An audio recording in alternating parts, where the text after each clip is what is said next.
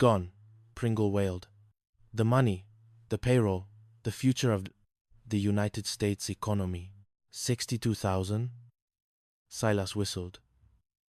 If we don't find that, we're all going to be digging ditches in Alaska. The crew scoured Port Royal.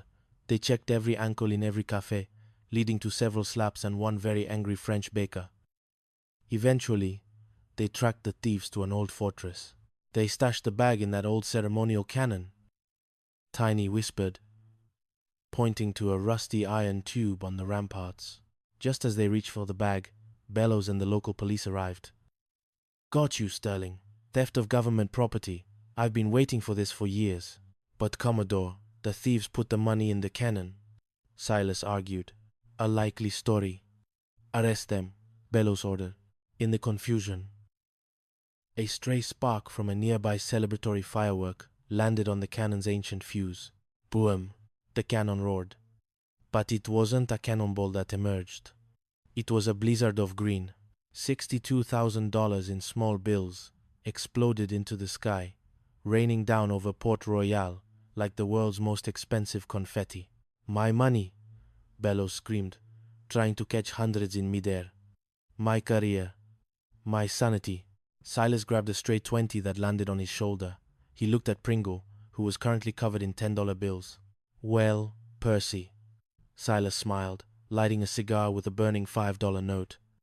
I think the Commodore's going to be busy counting for a while. What do you say we head back to the boat? Right behind you, Skipper, Pringle said, tripping over a bag of coins and accidentally knocking the Commodore into the harbor. As the scimitar sailed away into the sunset, the crew of Isla del Sol cheered. They hadn't won the war yet, but they had certainly won the day, and in the distance, they could still hear Bellows screaming about garter belts. Epilogue. A month later, a postcard arrived at the base. It was from the Sultan of Mirani. Dear Silas, the daughters miss the hula. My new boat is almost ready. Please send more peanut butter, and tell Bellows his nose still looks like a potato. Fondly, Karim.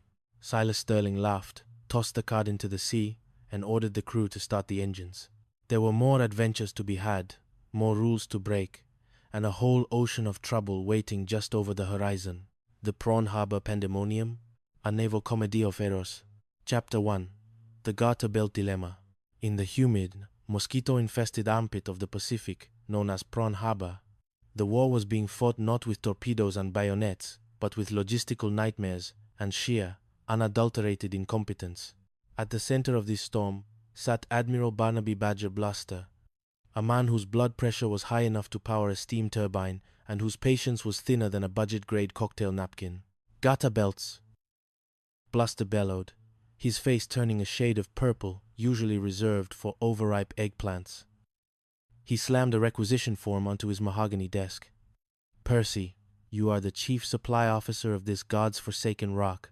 If the nursing staff requires garter belts for their whatever they use them for, you snap to it. You shake a leg. You do the hokey pokey if you have to. But get me those belts. Ensign Percy Pringle, a man whose military bearing resembled a confused golden retriever, adjusted his glasses. But Admiral, the shipment was diverted to the Isle of Misfit Trousers by mistake. I've tried to. I don't care about the Isle of Misfit Trousers, Bluster shrieked. Everything is on my shoulders. Do you realize what a mess this base is?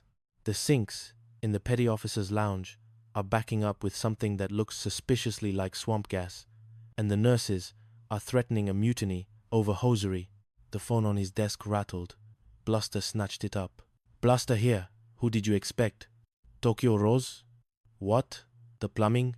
Listen, I'm the commanding admiral, not a licensed pipe fitter. If the toilets are singing the national anthem, call a priest, not me. He slammed the phone down and reached for a bottle of white pills. My stomach acid could start a diesel engine, he groaned. Take it easy on those, sir, Pringle whispered. The medic says they cause vivid hallucinations of giant crustaceans. I don't care, Bluster sobbed. I just want to be sick. If I were truly medically incapacitated, I could appoint an acting base commander. Someone else would have to face the music. His eyes suddenly darted to the window, watching a beat-up PT boat, the S.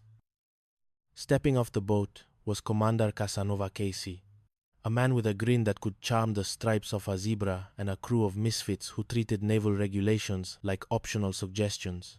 "Wait a minute," Bluster whispered, a wicked light gleaming in his eyes. "If I were critically ill, I could put Casey in charge. With that pirate and his gang of cutthroats running Prawn Harbor, they'll destroy the base in 48 hours. And just in time for the inspection by Grand Admiral Grit-Teeth Grimsby." "Sir, that's brilliant," Pringle said, realizing his boss had finally cracked. Lynch, get in here," Bluster called to his sycophantic aide, Lieutenant Lester Lynch. "I'm having a heart attack, or a stroke, or maybe just a very aggressive case of the vapors. Call the medic. Tell them I'm at death's door." Bluster threw himself onto the floor, clutching his chest with theatrical flair. "Oh, the pain, the agony. I'm going toward the light, Percy.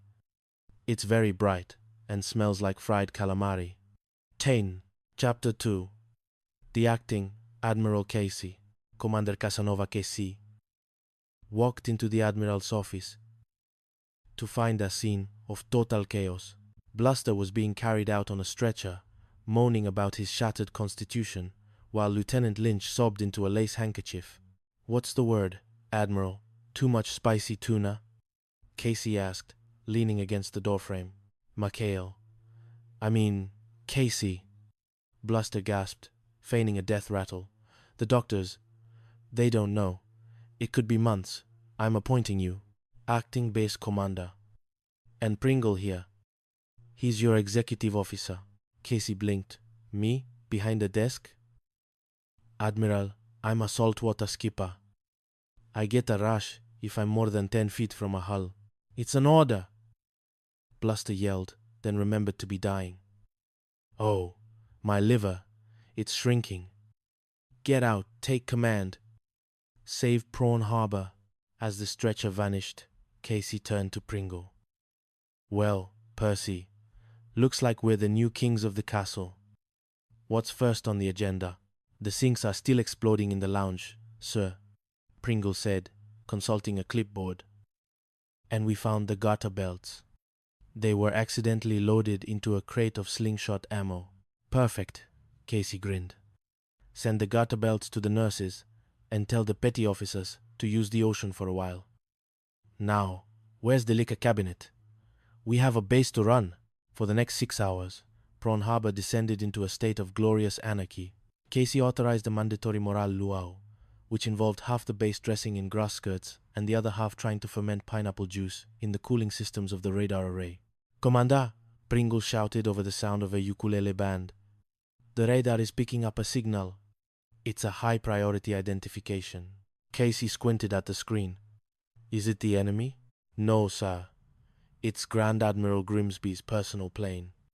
He's landing in 10 minutes for a sneak inspection." Casey froze. He looked at the luau, the hula dancers, and the petty officer, currently trying to ride a sea turtle through the mess hall. "Percy, we have a problem. A grit-teeth, Grimsby-sized problem." Chapter 3. The Emir and the Three Princesses. Before Casey could hide the pineapples, another crisis docked. A sleek, gold-trimmed yacht drifted into the harbor, bearing the Emir of Zalam and his 3 daughters, the princesses of the sand dunes. "Greetings, O exalted seamen," the Emir shouted as he stepped onto the pier. "I am Karim. My yacht has suffered a catastrophic failure of the espresso machine, and my daughters are bored. We require your hospitality." Casey, realizing that an Emir was a great distraction for an admiral, bowed low.